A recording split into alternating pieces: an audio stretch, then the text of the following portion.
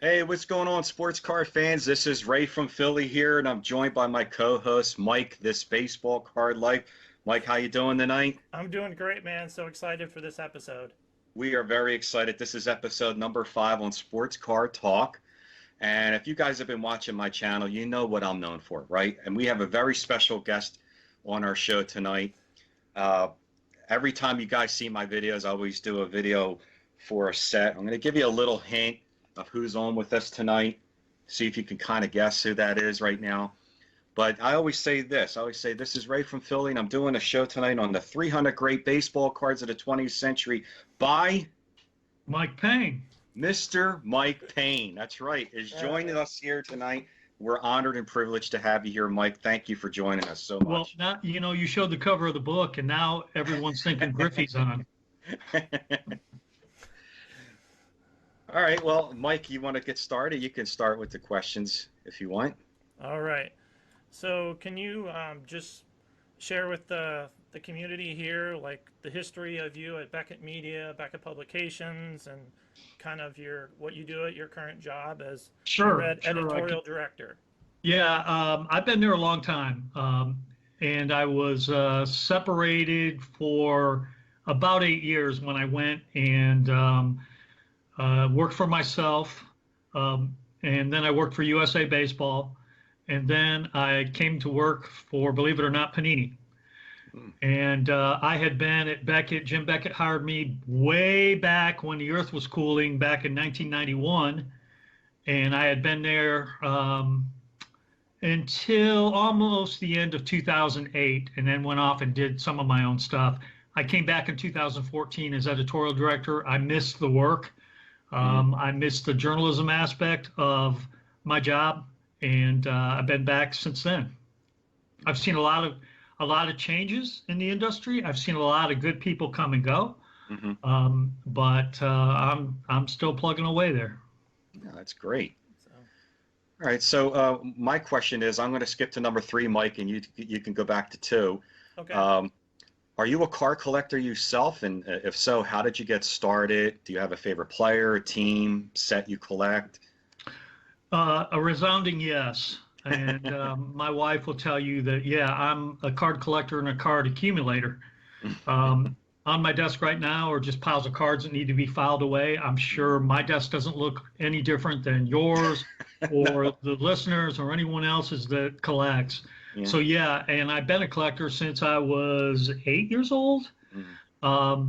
Actually, still have my mom or dad bought me a couple packs of 1967, and I would have been 6 then. And I found them about 5 years ago. I found those 2 packs. Awesome. Yeah, and inside was a 67 mantle that I still have, and I actually got graded. It came back a 7. So Oh my God. obviously as a kid I didn't handle it too much, but Right. yeah, that was pretty cool. Yeah, I've been collecting on and off. I'm guess what my diehard Legion live with the Tigers, and I collect all things Tigers. Favorite players growing up, of course, K-Line. Lou Whitaker was one of my all-time favorite players, and I was hoping against hope that he would get into the Hall of Fame. He's worthy. I'll be at his retirement ceremony at Comerica Park this summer. And Kirk Gibson, and Mark Fidrich, really my favorite Tigers. Of course, I like Cobb. I like Greenberg. Never saw him play. All right. Neither did I. So if you can see behind me, there's 3 white boxes, and those have all the Beckett monthlies from 86 to 2000, and I have a few in the 84 and 85. So Wow. So before the show, I was looking, and I found this one. It's from May of 1989, and you are not. Yeah, that's the 50th. That's the 50th, right? Or is it the 100th? Yeah, it's the 50th. 50th. So you're not. I didn't see you in the credits for this one. What? That's 89, right? Yeah. Yeah. Okay. Yeah, I was covering baseball at the time. Yep.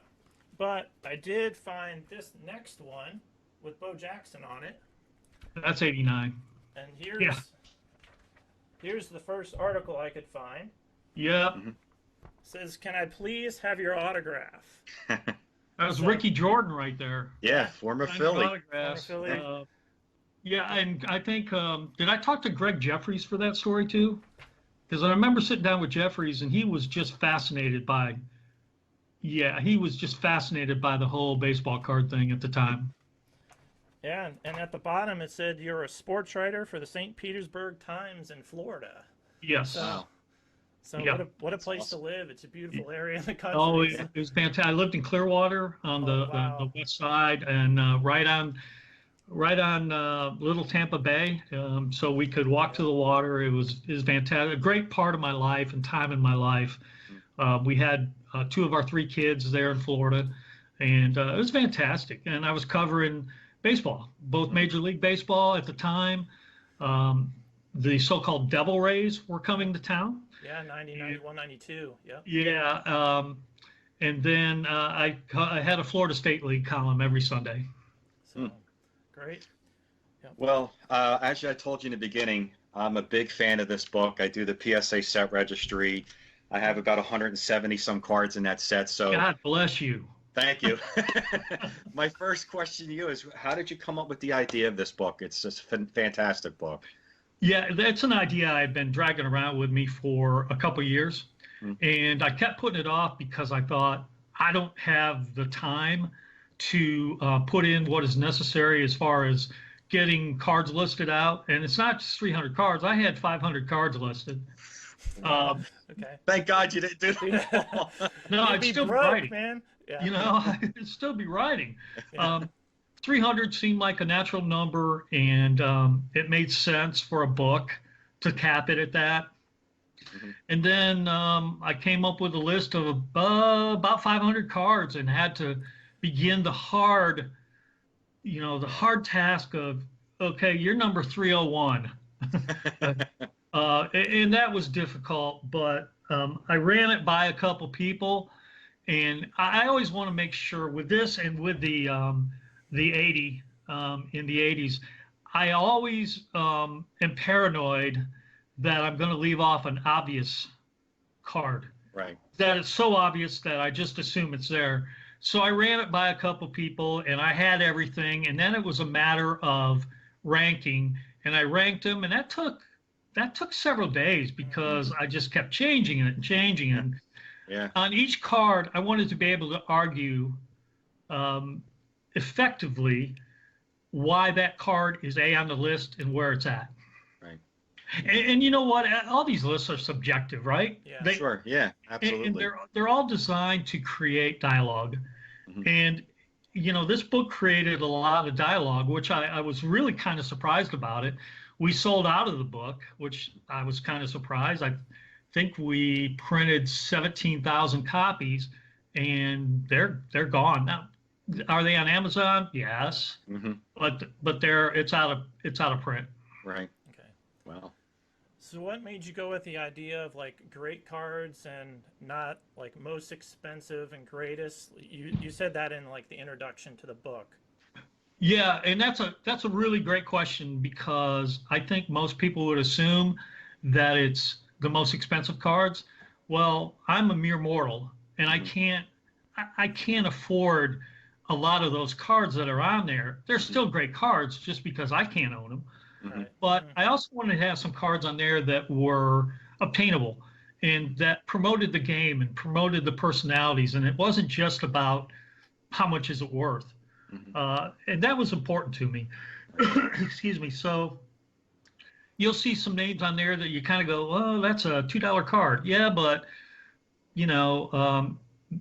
Oscar Gamble was an important part of baseball card history for the obvious reason. So was Mark Fidrich. Those guys are on there. Their cards aren't worth much, but they bring a lot to the card and player discussion. Right. The next question I have here is, in the acknowledgement section of the book, a gentleman by the name of Wayne Grove is mentioned regarding using his personal card collection. Are all the photos in the book pictures of his cards? If yes, can you share with us, anything about Wayne Grove, what kind of collection Sure, he happy had? to talk about Wayne. Wayne's a great guy. I don't know how many cards we used of his, but we used a decent amount from the 30s, were from his collection. Wayne is a retired gentleman in Arizona now, but he had a shop called First Base in Dallas, and it was big. Mm-hmm. It was the city's biggest shop. Right. And Wayne was a friend of Jim Beckett's. They were business partners long before Jim ever did his first price guide. Excuse me just a second. I'm going to get a quick sip. That's all right. And Wayne has been a friend of Beckett for years. Mm-hmm. And actually came aboard as a vintage pricer around 2000 maybe, and was there a couple of years. So we borrowed some of his cards. Okay. Yeah. So the book said it was published September of 1999. So yeah, so a 20 lot years. yeah, so it's been 20 years. So from the 90s players, now the careers are done. Do you wish you could have put the 92 Bowman, Mariano Rivera, or something like that instead of, say, so many Mark McGuire's or Sosa? Well, McGuire and Sosa were so important at the time, if you remember. So Yeah. this was published in 99. They were coming off 98. Yeah. And they were very important. There's a handful of cards I wish were in there. Mm-hmm. Yeah. That maybe if we do an extension or an update, they will. Yeah. That would be great. Yeah, we're both for a second edition for sure. If that can ever happen, we're definitely for it. Does it need to be updated? Keep what it is there and update it? Or just another 300 cards? What do you think, Ray? I would say update it. Okay. I would well, say to add may- some cards that the guys like Vladimir Guerrero, rookie, things like that are in the Hall of Fame. Right, but that would mean that some would have to go. If we're gonna cap it at 300. Yeah, then maybe add another 300. I guess. Yeah, maybe another 300 great cards. Wow. See, that's the beauty of it is you can keep adding on to it. Yeah. And you're not saying the 300 most expensive cards. You're saying the 300 great cards. Well, that leads to my next question. Is we were discussing a little bit earlier about how did you come up with the idea of just it's not just rookies. It's not just Hall of Famers. You have Oscar Gamble in there and Mark Fidrich. Do you want to shed some light as to why you pick certain players? Is it because they had a great year that year, or that particular year was an impactful year? Well, Gamble was a nice left-handed hitter, Mm-hmm. not a Hall of Famer. No. But who doesn't know that card? Who's a collector? Yeah. The 76 traded. Yeah, exactly. So that card's a great card. Yeah. Yeah. Right? Absolutely. It's mean, a classic card. It's a card that everyone can participate and own. Mm-hmm. Even if they can't own the Walter Johnson Ramley, Mm-hmm. they can own the Oscar Gamble That's right. traded big hair. and that's why we have guys like that on there. They were shining stars for a reason, and it may have been 6 months, Mm-hmm. or with Fidrich it was a couple years. Right. And the thing, Fidrich, funny story, not funny, haha, because it was killing me. But when I was in high school, that product came out. I think I was a freshman, and I was in between discovering young women and trying to hang on to my baseball card roots. Mm-hmm. And so I had to kind of split my money between buying packs of 77 tops, trying to I'll get out to get that Fidrich card, and dating a girl who was in one of my classes. Mm-hmm. So baseball cards went a little bit, but I kept trying to get. I'd buy packs at a local 7-Eleven. Never did pull that Fidrich card. Never did. I had to, trade for it. I guess at the time there were no shows that I was aware of. Right. And now I've got about 7 or 8 different copies of it, and one that is a 9. Wow. It's a tough card because of the centering. Yes. Yeah. But that card needed to be on there because Fidrich was so important for baseball. I mean, Right. in the mid 70s, he brought some life to it. Right. He made it fun again. Yeah. Yeah. So that's why those guys are in the book. Right. And it makes sense to me because the Kurt Bavakwa, I remember watching you know, that bubblegum contest against Johnny Oates with Joe Garagiola on TV as a kid. I remember that like it was yesterday. Yeah, I remember And seeing that too. yeah, Yeah. yeah, It was great, and to see that card is pretty cool. yeah. So these are all like big moments, you know, in baseball. So. Well, and like Herb Washington's in there. Oh yeah, you the know. pinch runner. Yeah. Yes. Yeah. Exactly. Go ahead and look through all your cards. You'll never find another pinch runner. Yeah. No. No. So are you aware of like PSA's registry set that you have and just how popular it is? I mean, even now with the 80s one, it's incredible. No, I didn't even realize the 80s one was going on. Yeah. I only know about it because Ray told me. Oh, okay. But I think it's awesome. I think it's cool, and I'm very flattered that someone would care enough to try to collect all those cards. Yep, that's Well, the 80 and 80s. Yeah. Yeah. Well, you're looking at the guy who talked with PSA at the National and got them to add the registry. Oh, Yeah, you're Mike's that the is- guy that did that. Yeah. Yeah. that's so awesome. Yeah. So that's I how really, much- I thank you guys for your support because Oh. you've both contacted me, and I really appreciate. You know, I like to do these things because I'm a collector just like you guys, Yeah. and it's just like talking to my buddies. So I'm glad it's resonated. We've having a lot of fun. Mike's been doing the magazine set registry, and I just started getting into that. I'm doing your book, and it's just been, it gives us something like it's good to have a list like this because I think it keeps you structured in collecting instead of going all over the place. You go by a list, and it just keeps you focused. Yeah. And the cards are great. And for the most part, they're very historic cards. Yes, Yeah. they Like are. we just said, they may not be, you know, that valuable, but what is value? Yeah. You know, to me, that Fittridge card means a lot. Yeah. But to the next guy, it's $1.50. Yeah. Exactly. You know. So if you guys are caught up with the 80s, I will tell you we will be doing another list in the magazine. I was about Um, to ask that. Great. yeah. Oh boy. I can't tell you what we're doing, but there's definitely going to be another one within the next year of another decade.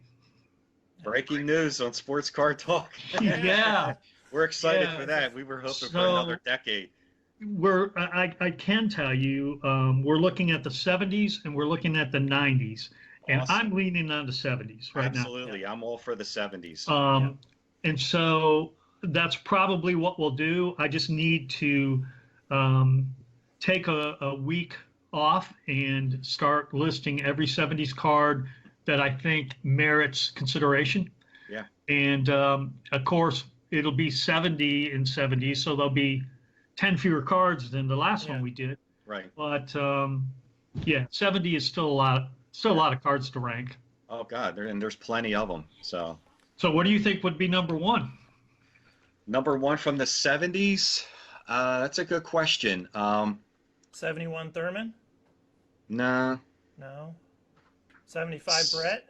I was gonna say maybe 75 Brett, Yeah. or the 79 Ozzie Smith rookie, which in a grade 10 is pretty valuable, but because of the centering issues, you could go with Brett or Ozzie Smith or Mike Schmidt. Mike Schmidt. He's a big Yeah. Schmidt collector. So. Oh, 73 Schmidt would be Yeah. a good one. Yeah, there's a lot of ways to go with it. Yeah. You know, Willie Mays' last card, Bob Gibson's last card. Clemente's. Yeah, it's just, I mean, you can go through the 70s and Yeah. say, okay, who, you know, here, who fits the bill? And Right. there's not a lack of candidates for it. No. You know, 60s might be a little easier because you look at the 60s and you go, okay, is it the Rose rookie? Hmm. You know, it might be. Hmm. Reggie rookie, not bigger than Rose. Right. But there's also, you know, there's other candidates. But we're looking at the 70s or 90s, and I think I'm going to settle on the 70s. That's a good choice. Yeah. Not that the 90s aren't a good choice either. I mean, they're No, both. we'll do the 90s at some point, Mhm. but you know, I would like to do the I'll 70s. give you a tip here. What you gonna Put the do? headphones in here. So I was looking through the 70s and I found this old Topps book. Got it. You got it? That has all Yeah. the pictures of them. Yeah. Yeah, this will definitely help if you guys, are going through Yep. As a resource, yeah. as a resource for the 70s. Right. So Because the only, you'll have some other 70s cards, maybe a Kellogg's card. I don't know. Yeah. I'd have to go back and look. But there's other manufacturers. So, but Topps would dominate it. yeah. Hmm. Right. All right. Go ahead, Ray. Well, I was going to go into the Beckett showcase, Mike, what we have here about seeing, we'd love to see access on the Beckett.com showcase, old Beckett's, like meaning scans of monthly magazines and all the way back to 84. Is there some digital vault of Beckett's collectors, that we could somehow access? It might already exist. We're not aware. So, Yeah, would you believe me if I said there's not? Oh, Shockingly, not, Yeah. not that there's not. However, we are in the process of trying to secure all old issues. We don't have them all. The company's moved 4 times since 1984, Wow. since Jim put out the first magazine. Right. And in those moves, unfortunately, some things were lost, Mhm. and they were some discs with original covers and things like that. But we're in the process of securing some back issues, some physical back issues, and it's our intent to digitize them. I don't know when, but I want it. I want it Yeah. tomorrow. You Right. know? Right. yeah. Well, I mean, I bought all these off eBay on purpose because I just love I love looking through them. Mhm. I worked in a card shop from 93 to 2000. So like we got these every month, football, basketball, baseball, hockey. So, it's Yep. been part of my life for like 30 years. I can So, remember It's just in early 91, I had been with the company 3 months, yeah. and I smoked a cigar with Jim Beckett and with the guy who hired me, a guy named Pepper Hastings. And we smoked cigars when we sold 1 million magazines a month. Mm. 1 million Wow. magazines per month. Wow. Now, that was pre-internet, or as far as we were concerned, it was pre-internet. Mhm. So, there wasn't looking on eBay or anything like that. Yeah. Right. The monthly was the standard. Yeah. Those were kind of the golden years. Yeah. Yep. For sure. All right. So, do you go to many card shows? I know there's one close to Dallas. Like, can you just talk about, this when you started going to shows and how it's changed? Yeah, I started going to shows shortly after I got out of college and got married. And we started going to some shows in Dallas, and they were pretty good. It was a whole new world to me. Yeah. I had collected kind of in a bubble. Whatever I bought and pulled was my collection. Mhm. Shows are really different now, Yeah. and they're far and fewer between each other. The National is still the National. Mhm. And I've gone, for about the last 15 years, I've gone to the majority of the Nationals. So that I'm really glad that that's still a big deal for people because it's a destination for people to communicate with each other, just talk. Right. Okay, Yeah. let's face it, collecting cards, it's cool, but I don't sit and talk to myself about it. I'd like to share insights and get some information from other people too. I'm interested in what other people are doing. Right.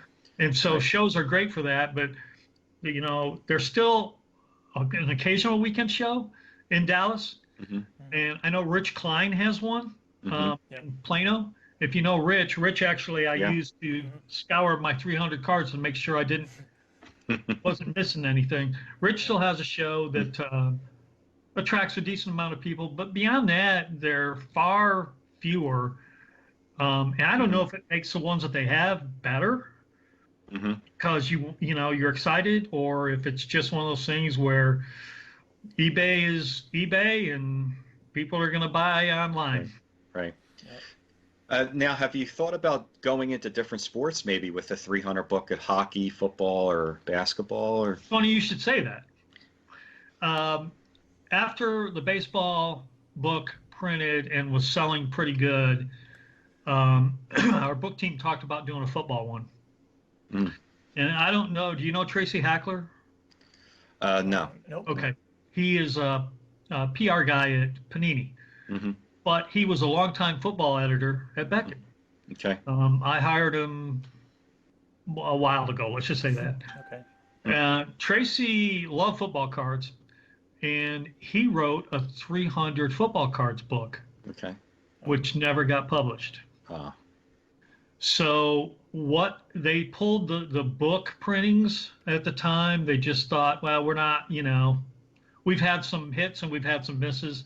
They just weren't going to put resources into it anymore. Mhm. So Tracy took his 300 cards and started putting an issue in Football magazine, but it was never published as a hardcover or a softcover book, Mhm. which is kind of sad. Yeah. Right. All right, Mike, do you have any other questions?